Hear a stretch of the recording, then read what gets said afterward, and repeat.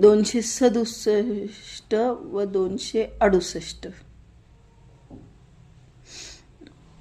नवलत्या धर्माची ख्याती, सप्रेम अचिरता प्रीती, तेने तिष्ठतो श्रीपती, दे सेविका हाती आपनिया, अजन्मा या नामाची ख्याती, वेद शास्त्री मिरवती श्रीपती, तो भगवत धर्माची प्रीती, सोयी जन्मपंथी भक्ताची अर्थ.